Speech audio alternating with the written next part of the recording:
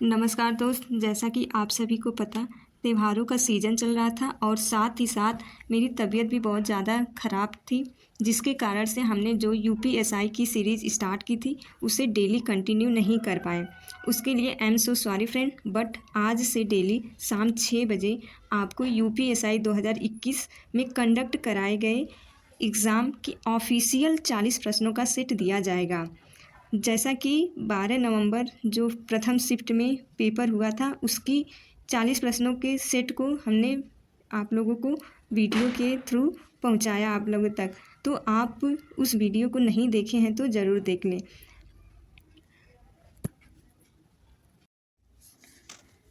Friends, हम अपनी video में आगे बढ़ते हैं और देखते हैं कि 12 नवंबर 2021 जो सेकेंड शिफ्ट में एग्ज़ाम हुए थे उसके 40 प्रश्नों के ऑफिशियल सेट को देखते हैं। देखिए, प्रश्न हमारा पहला है कि इनमें से कौन सी बोली राजस्थानी बोली नहीं है, यानी कि कौन सी इन सभी 4 ऑप्शन में से बोली जो राजस्थान में नहीं बोली जाती है।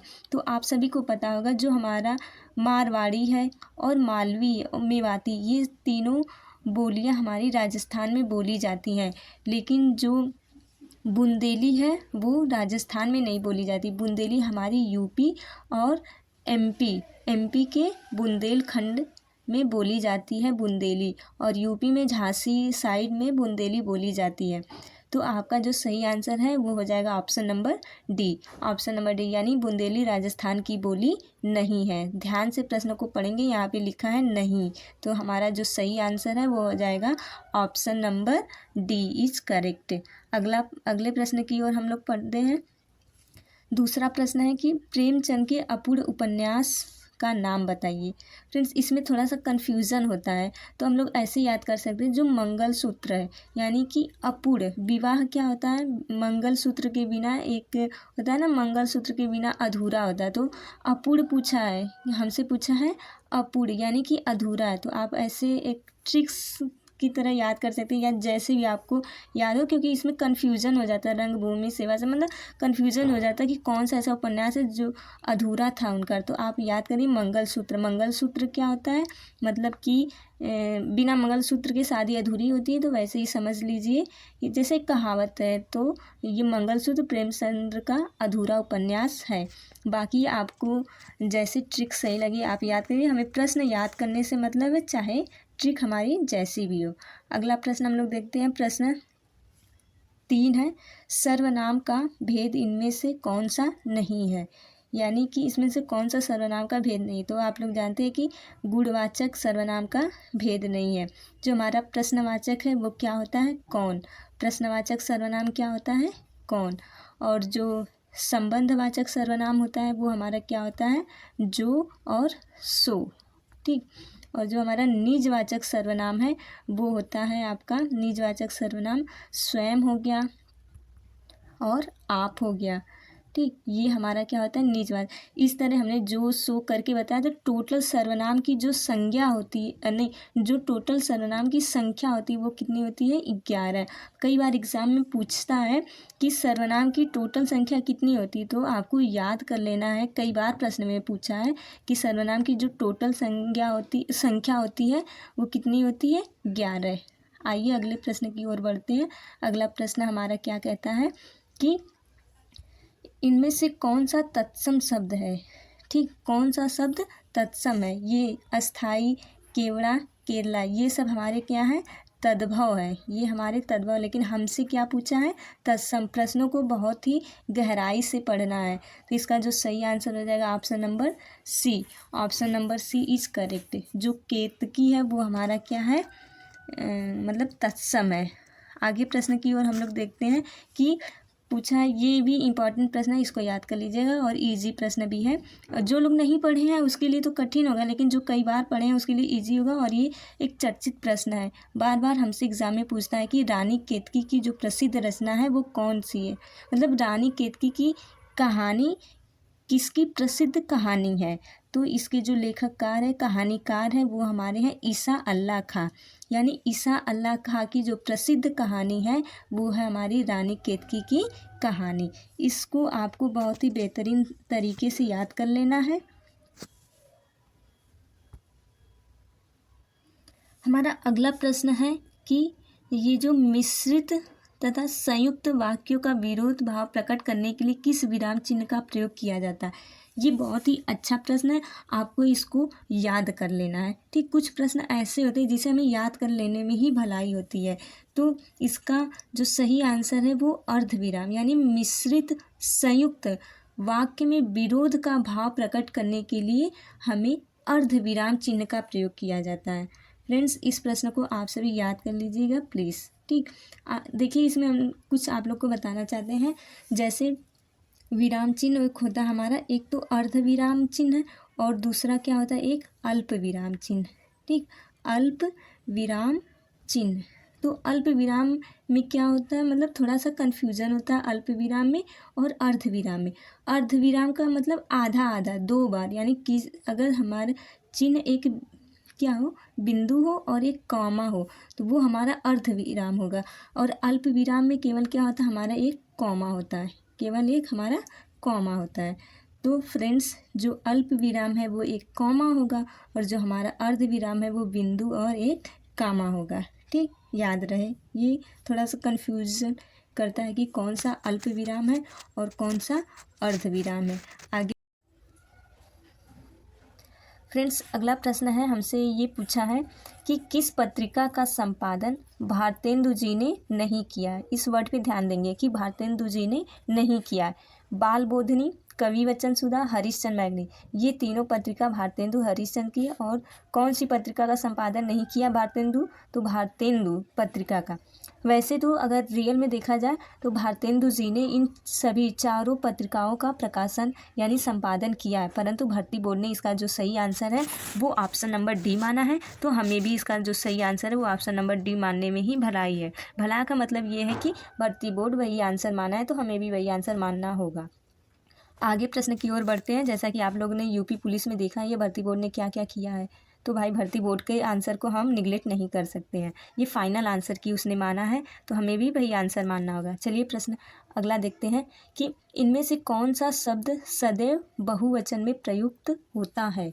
कौन सा जो शब्द है वो सदैव बहुवचन में प्रयोग होता है। तो ये जो प्रश्न है ये बहुत ही अच्छा प्रश्न है और कई बार मतलब एग्ज़ाम में पूछा गया है। तो इसमें हम अपने कुछ नोट्स आपको शेयर करेंगे, आप उसे ज़रूर देख लीजिएगा। और फिलहाल इसका आंसर जो है वो हो जाएगा ऑप्शन नंबर ए। जो सहायता शब्द है वो हमेशा एक वचन में प्रयोग किया जाता है। अगला प्रश्न देखते हैं। कुछ संज्ञाओं का प्रयोग हमेशा बहुवचन में होता है। इसको ध्यान में रखना होगा कि कौन सी ऐसी संज्ञाएं हैं जो हमेशा बहुवचन में ही प्रयोग होती है। तो जैसा कि आप देख पा रहे हैं, हस्ताक्षर हो गया, प्राण हो गया, दर्शन, होश, आंसू, ओठ और दाम, अक्षत, बाल, रोंगटे, तेवर, नेत्र, कान, ये सभी ऐसी संज्ञाएं हैं जो हमेशा बहुवचन में प्रयोग होती है। आप देख पा रहे हैं ये इसमें से 4-5 ऐसी संज्ञाएं जिसे हमें याद कर लेना है। जैसे ये हो गया हमारा हस्ताक्षर, इसको तो एकदम अच्छे से याद, हस्ताक्षर, प्राण, दर्शन, आंसू और होश, इन सभी को अच्छे से याद करिए, हमेशा कई बार रिपीट होती है। तो आपको एक लय में याद कर लेना, आंसू, प्राण, होश, दर्शन, हस्ताक्षर, ये सभी क्या है, ऐसी संज्ञाएं हैं जो हमेशा बहुवचन में प्रयोग होती है। अभी हम लोग देख लेते हैं कौन कौन सी ऐसी संज्ञाएं जो सदैव एक वचन में प्रयोग होती है। तो ये है जनता, प्रजा, भीड़, सेना, वर्षा, पानी, पुलिस, धातु, अधातु जैसे सोना चांदी, ये सभी चीज़ें हमेशा एक वचन में प्रयोग होती है। तो इनमें से आपको ज़्यादातर याद कर लेना, जो हमारा जनता है ये बहुत बार पूछा जाता है। ठीक, ये हमेशा एक वचन में प्रयोग, जनता हो गया और प्रजा हो गया, ये सभी चीज़ें एक वचन में पूछी जाती हैं। सेना, वर्षा, वर्षा भी पूछा जाता है, सेना भी पूछा जाता है, प्रजा, मतलब ये 3-4 ऑप्शन रहेंगे। मतलब इसमें से पूछ देगा कि कौन सा सदैव एक वचन में प्रयोग नहीं होता है या कौन सा सदैव एक वचन में प्रयोग होता है। तो मैंने जितना बताया आपको, इसको मतलब ज़्यादा याद करने की ज़रूरत नहीं है, बस इतना याद कर लें वो काफ़ी है। इतने में आपका जितना भी सदैव एक वचन सदैव बहुवचन से क्वेश्चन होगा सारा कंप्लीट हो जाएगा। तो आपसे रिक्वेस्ट है कि इस नोट्स को, मैंने अपने नोट्स को शेयर किया आप लोगों के साथ, तो आप इसे ज़रूर याद कर लें। फ्रेंड्स, हमने आप लोगों को अपनी जो एक टॉपिक पर छोटी सी नोट्स थी उससे शेयर किया। आप लोग को अगर वीडियो पसंद आए तो वीडियो को लाइक ज़रूर करें और यदि आप चैनल पे पहली बार आएँ तो चैनल को सब्सक्राइब ज़रूर कर लें, क्योंकि ये जो चैनल है UPSI 2025 को टारगेट करके बनाया गया है। और यदि आप चाहते हैं 2025 में आपके कंधों पर 2 स्टार लगे तो आप ज़रूर से ज़रूर इस चैनल को सब्सक्राइब कर लें। आइए हम अगले प्रश्न की ओर बढ़ते हैं। हमारा अगला प्रश्न है कि घास फूस में कौन सा समास है। तो घास फूस में जो हमारा समास, इसका जब हम समास विग्रह करेंगे तो हो जाएगा हमारा घास और पूस। घास और पूस, तो जहाँ पर भी और शब्द आ जाता है तो वो हमारा द्वंद्व समास होता है। तो इसका जो सही आंसर हो जाएगा ऑप्शन नंबर बी, घास फूस में द्वंद्व समास होगा। अगला प्रश्न है हमारा कि शिक्षक संज्ञा का कौन सा प्रकार है। तो जहाँ पर भी मतलब कोई व्यवसाय की बात हो जाए, जैसे डॉक्टर हो गया, ठीक, लोहार सुनार, जहाँ पे भी व्यवसाय की बात की जाए तो वहाँ पे हमारा जातिवाचक संज्ञा होता है। शिक्षक हो गया, डॉक्टर हो गया, लोहार हो गया, बालक हो गया, मतलब बालक में कई सारे बालक आ जाएंगे तो वहाँ पे जातिवाचक संज्ञा होगी। अगले प्रश्न की ओर बढ़ते हैं, देखते हैं कि कौन सा प्रश्न है। आगे के प्रश्न को देखते हैं। प्रश्न पूछा हमसे, राम किताब पढ़ता है, इस वाक्य में वाच्य का कौन सा प्रकार है। तो इसका जो सही आंसर हो जाएगा वो आंसर सी, कर्तृवाच्य इसका आंसर होगा। आइए जानते हैं वाच्य के कितने प्रकार होते हैं। तो वाच्य के 3 प्रकार होते हैं। एक होता है हमारा कर्तृवाच्य, दूसरा होगा हमारा कर्मवाच्य और तीसरा भाववाच्य। ये 3 प्रकार के वाच्य होते हैं। राम किताब पढ़ रहा है, यानी जो हमारा सब्जेक्ट कर्ता राम है वो खुद कार्य को कर रहा है, तो इसलिए इसका जो आंसर है वो हो जाएगा कर्तृवाच्य। यानी कर्तृवाच्य में जो कर्ता है वो स्वयं कार्य को करता है। तो क्वेश्चन नंबर 11 का जो सही आंसर है वो है ऑप्शन नंबर सी। अगला प्रश्न देखते हैं, गुलेरिजी द्वारा संपादित पत्रिका कौन सा था। ये हमें प्रश्न को डायरेक्ट याद कर लेना, इसमें कोई ट्रिक या कुछ नहीं है, ये डायरेक्ट प्रश्न को याद कर लेना है। जो गुलेरिजी द्वारा संपादित पत्र है वो हमारा है समालोचक। इस प्रश्न को आप सभी लोग याद कर लें। आगे देखते हैं, खर का पर्यायवाची है। खर शब्द का जो पर्यायवाची है वो क्या है, तो वो हो जाएगा हमारा गधा। गधा खर का पर्यायवाची शब्द है। आगे देखते हैं, अगला प्रश्न हमसे पूछा अथ का विलोम क्या है। ये तो बहुत बार प्रश्न पूछ चुका है, कोई ऐसा एग्जाम नहीं बचा होगा जिसमें ये प्रश्न न पूछा गया। तो अथ का जो विलोम है वो हो जाएगा इति। अथ का विलोम होता है हमारा इति। आगे प्रश्न की ओर बढ़ते हैं, देखते हैं, वात्सल्य रस का सम्राट कवि किसे कहा जाता है। जो वात्सल्य रस के सम्राट हैं उन्हें किस कवि को कहा जाता है। तो सूरदास को वात्सल्य रस के सम्राट कवि कहा जाता है। ये भी एक अच्छा प्रश्न आप सभी को याद। प्रश्न अगला है कि किस वाक्य में कर्मवाच्य नहीं है। अभी हम लोग पढ़ा कि वाच्य के 3 प्रकार होते हैं, कर्तृवाच्य, कर्मवाच्य और भाववाच्य। हमसे यहाँ पे पूछा कर्मवाच्य नहीं है, यानी कर्मवाच्य होता क्या है, जिसमें कर्म की प्रधानता हो उसे कर्मवाच्य बोलते हैं।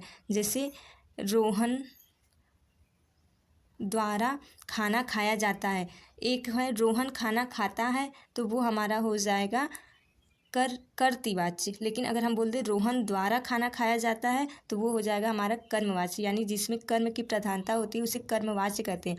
जैसे ऑप्शन नंबर ए है, उससे खाना नहीं खाया जाता, तो ये हमारा हो जाएगा भाववाच्य। ये हमारा क्या हो जाएगा, भाववाच्य। ऑप्शन नंबर बी, छात्र द्वारा पुस्तक पढ़ी जाती है। देखिए यहाँ पे आ गया ना, कर्म के द्वारा जो कर्म है उसके द्वारा वाक्य पे प्रभाव डाला जा रहा है, तो ये हमारा कर्मवाच्य हो जाएगा। और यहाँ पे पूछा है दोषी व्यक्ति द्वारा क्षमा याचना की गई, यानी यहाँ पे भी द्वारा आ गया। एक तरह से आप कर्मवाच्य की पहचान कर सकते हैं, द्वारा आ गया तो वो हमारा हो जाएगा कर्म। अब देखिए यहाँ पे है उससे खाना नहीं खाया जाए, उससे भी एक क्या हमारा, उससे एक कर्म है, उससे भी क्या है, कर्म है। तो ये जो ऑप्शन ए बी सी है ये हमारा कर्मवाच्य है, लेकिन हमसे पूछा है कि कौन सा कर्मवाच्य नहीं है। तो इसका जो सही आंसर हो जाएगा ऑप्शन नंबर डी, यानी ऑप्शन नंबर डी में कर्मवाच्य नहीं। क्यों, क्योंकि देखिए कर्म बालक खिलखिलाकर हंस रहा था, यानी हंसने का कार्य कौन कर रहा है, बालक कर रहा है। या इसमें जो करता है बालक हमारा इसमें करता है वो कार्य को स्वयं कर रहा है। तो इसका जो अगर हमसे पूछे कौन सा वाच्य है इसमें, तो ये हमारा कर्तृवाच्य है। बाकी ये जो 3 ऑप्शन है वो हमारा क्या है, कर्मवाच्य। लेकिन हमसे आंसर पूछा है कि कर्मवाच्य नहीं है, तो सही आंसर हो जाएगा ऑप्शन नंबर डी। आगे प्रश्न को देखते हैं। प्रश्न नंबर 17 है, दोपहर के बाद का समय, इसके लिए एक वाक्य क्या होगा, यानी दोपहर के बाद के समय सभी को पता है उसे क्या बोलते हैं, अपराह्न। अगला प्रश्न देखते हैं, प्रश्न संख्या 18 है। ये हमारा इम्पॉर्टेंट प्रश्न है, इसको भी आप सभी को याद कर लें। जिस प्रश्न को हम करें याद करना है या जो भी, तो उसको एक अलग से नोट्स बना लें ताकि जब आप रिवीजन करें तो आपको मतलब रिवीजन करने में आसानी हो, या फिर आप वीडियो को 2x स्पीड पे करके रिवीजन कर सकते हैं। कबीर की उलटबासियों में कौन सा रस प्रमुख है? ये अच्छा क्वेश्चन, बहुत ही अच्छा क्वेश्चन है। तो इसका जो सही आंसर हो जाएगा ऑप्शन नंबर बी, अद्भुत। कबीर की उलटबासियों में अद्भुत रस पाया जाता है। नेक्स्ट है, कमल मोती पानी में उत्पन्न होने वाले के लिए अनिकार्थी शब्द क्या है? तो आप सभी को पता है वो क्या होगा, जलज। यानी पानी, कमल, मोती में उत्पन्न होने वाले के लिए अनिकार्थी शब्द हो जाएगा हमारा जलज। आगे प्रश्न की ओर बढ़ते हैं।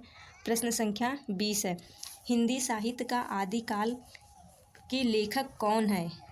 तो हिंदी साहित्य के जो आदिकाल के लेखक है वो हमारे हजारी प्रसाद द्विवेदी जी हैं। फ्रेंड्स, हमने कोई एडिटिंग या कुछ भी नहीं करते हैं, ठीक। ये जो हमारी वॉइस है, मतलब कोई माइक नहीं यूज करते, कुछ भी नहीं।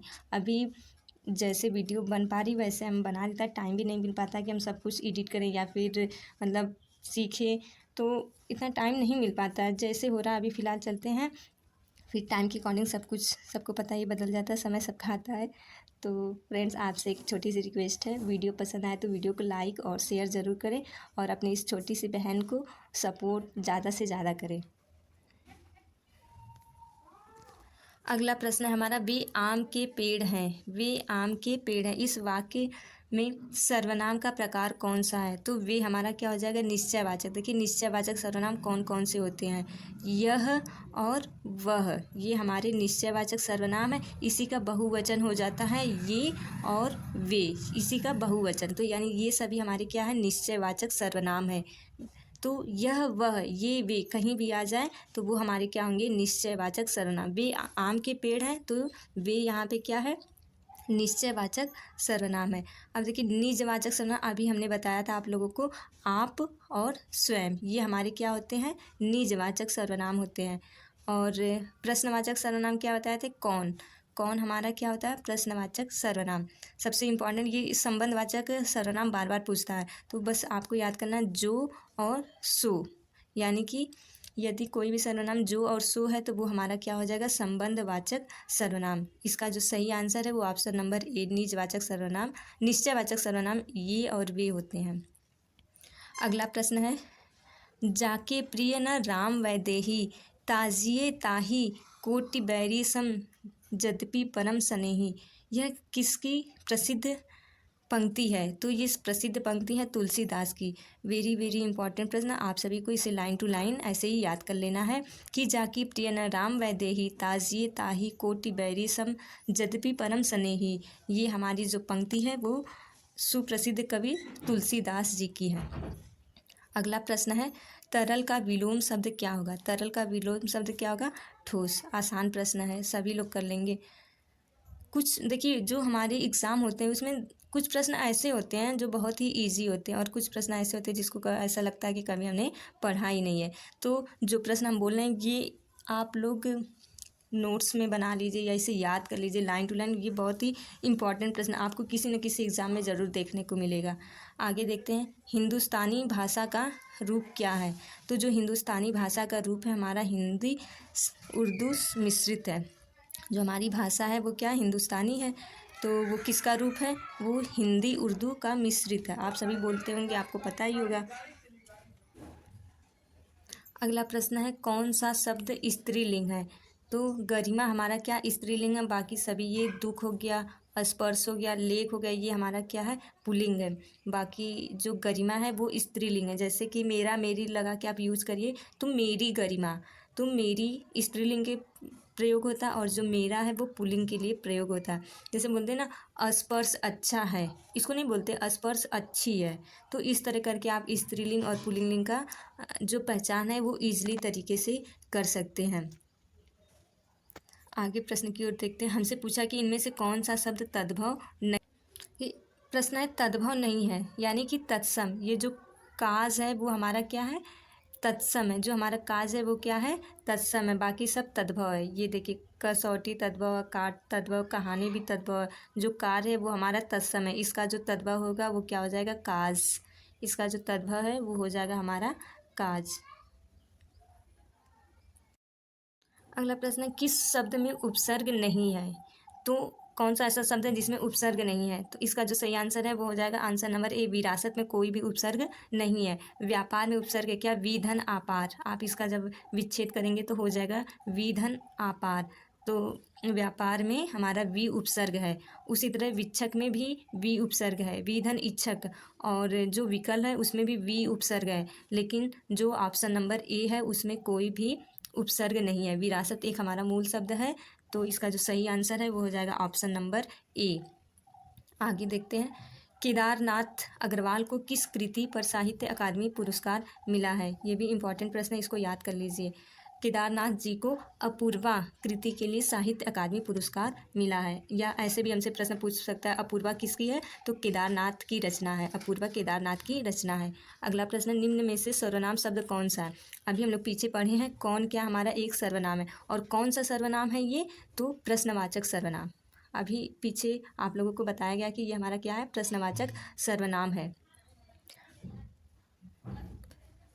अगला प्रश्न है हमारा, पूर्वी हिंदी का विकास इनमें से किस अपभ्रंश से हुआ है? ये भी important question, very very important. जो पूर्वी हिंदी का विकास है वो अर्धमागधी से हुआ है। पूर्वी हिंदी का विकास किससे हुआ है? तो अर्धमागधी।